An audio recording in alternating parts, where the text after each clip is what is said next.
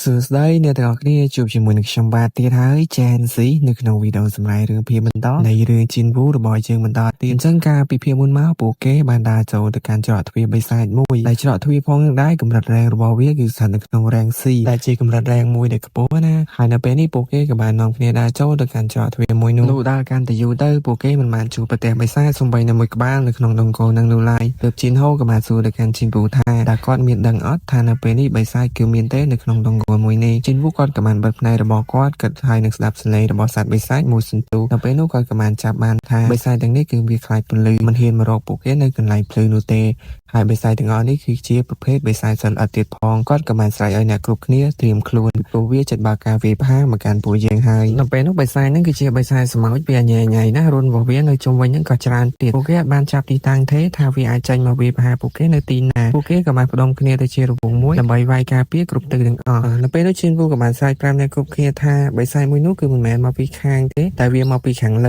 ើហើយសមាជិករបស់ពួកគេម្នាក់ក៏បានបើកការវាយប្រហារទៅកាន់បិសាចស្មោចមួយហ្នឹងហើយក៏មានបិសាចស្មោចជាច្រើនក្បាលទៀតចេញមកជាបន្តបន្ទាប់ពួកគេសហការគ្នាល្អណាស់សូម្បីឈិនវូក៏មើលដឹងដែរថាពួកហ្នឹងមើលទៅដូចជាធ្វើការមួយគ្នាហ្នឹងយូរហើយតែមួយផ្លែតទេពួកគេអាចសម្លាប់បិសាចស្មោចហ្នឹងចោលទាំងអស់បានខ្លាំងមែនក្រោយពីសម្លាប់បិសាចស្មោចហ្នឹងចោលពួកគេបានសង្កេតឃើញនៅលើដងខ្លួនរបស់ពួកវាហ្នឹងដូចជាត្រូវរបួនពេលមកប្រយុទ្ធជាមួយនឹងពួកគេទៀតពួកគេសង្ស័យថាប្រហែលជាមានបិសាចផ្សេងទៀតដែលវាប្រហែលទៅលើបិសាចស្មោចហ្នឹងអញ្ចឹងហើយពួកគេគួរតែប្រុងប្រយ័ត្នឲ្យខ្លាំងជាងមុនទៀតនៅពេលនេះគេបង្ហាញពីបរមនេះគឺជាបែកយុនហូនឹងឯងគាត់កំពុងតែវ៉មអាប់ហើយគាត់ពិតជាខ្លាំងមែនម្ដាយរបស់គាត់គឺអាចបំបែកថ្មមួយយ៉ាងខ្ទេចតែម្ដងចំណែកអ្នកនៅរឿងភ្នំវិញបន្ទាប់ពីពួកគេដឹងថាមានបិសាចផ្សេងទៀតដែលនៅក្នុងហ្នឹងពួកគេក៏បានស្វែងរកបិសាចទាំងអស់នោះដើម្បីសម្លាប់នាយកម៉ាណាគ្រីស្តាយកទៅលក់នៅពេលហ្នឹងជីនវូចាប់ផ្ដើមសង្ស័យហើយជាមួយនឹងកងតារបស់គាត់ពួកហ្នឹងទើបតែស្គាល់គ្នាទេប៉ុន្តែហ៊ានចូលដងគោកម្រិតរ៉េង C ដោយគ្មាន healer លុះពួកគេធ្វើដំណើរបានមិនយូរប៉ុន្មានក៏ទៅដល់កន្លែងមួយទៀតដែលនៅទីហ្នឹងគឺសិតតែម៉ាណាគ្រីស្តាច្រើនខ្លាំងមែនតើសមាជិកក្រុមទាំងអស់សប្បាយចិត្តខ្លាំងមែនតើនៅពេលហ្នឹងផងដែរជីនហូក៏បានសុំកងតារបស់ជីនវូហ្នឹងទៅសួរដងសុកបន្តិចមើលនៅក្នុងកងតាហ្នឹងគេបានទៅសេមកថាចំពោះម៉ាណាគ្រីស្តាដែលបានមកពីការសម្លាប់បិសាចហ្នឹងគឺជីនវូនឹងមិនទទួលបានចំណែកនោះទេគាត់ទទួលបានចំណែកបានតែពីម៉ាណាគ្រីស្តាណាដែលបានមកដោយការមិនសម្លាប់បិសាចហើយនៅពេលនេះម៉ាណាគ្រីស្តាដែលនៅចំពោះមុខគេហ្នឹងគឺកើតមានតែឯង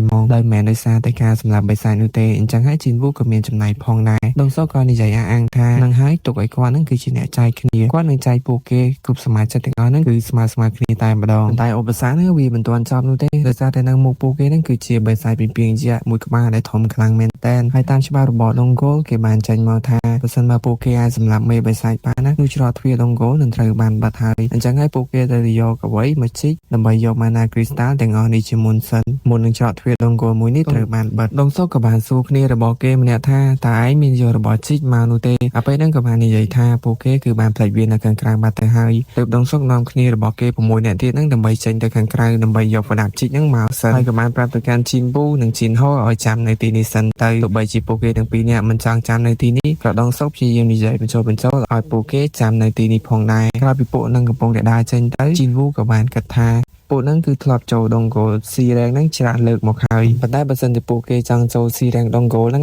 ត្រូវការសមាជិកចំនួន8នាក់ឡើងទើបអាចចូលទៅកាន់ C rank ដងគោលហ្នឹងបានប៉ុន្តែគាត់ក៏ឆ្ងល់ទៀតដែរថាពេលនេះជីនហូនិងគាត់គឺជាអ្នកថ្មីនៅក្នុងក្រុមរបស់ពួកគេចុះមនុស្ស2នាក់ទៀតនៅក្នុងក្រុមរបស់ពួកគេហ្នឹងទៅណាអស់អ្នកដែលធ្លាប់ចូល C rank ដងគោលជាមួយនឹងពួកគេហ្នឹងតើពួកគេបានទៅណាអស់ហើយបន្ទាប់ពីដងសុកចេញមកក្រៅរោងភ្នំគាត់ក៏បានបញ្ជាឲ្យគេហ្នឹងបិទច្រកទ្វារនោះចោលហើយតាមពិតទៅក៏បានរៀបត្រង់ថាដងសុកហ្នឹងគឺជាជនបោកប្រាស់តែប៉ុណ្ណោះហើយគេបោកឲ្យជីនហូនិងជីនវូស្លាប់នៅទីនេះនឹងឯងដើម្បីឲ្យមេបិសាចពីងពីងហ្នឹងស៊ីពួកគេព្រោះថានៅពេលដែលបិសាចពីងពីងស៊ីពួកគេហើយវានឹងឆ្អែតហើយបន្តដេកកាន់ទីយូរជាងនេះជាឱកាសដែលពួកគេអាចជីកយកម៉ាណាគ្រីស្តាល់នេះបានច្រើនហើយជីនវូវិញក៏បាននឹងថាការសង្ស័យរបស់គាត់ដែលមានកន្លងមកហ្នឹងគឺពិតជាត្រឹមត្រូវហើយថាដងសុកហ្នឹងគឺមិនមែនជាមនុស្សត្រឹមត្រូវនោះទេហើយគាត់ក៏បានដឹងទៀតថារោងស្មោចទាំងអស់នេះគឺអាចចាកចេញទៅខាងក្រៅបា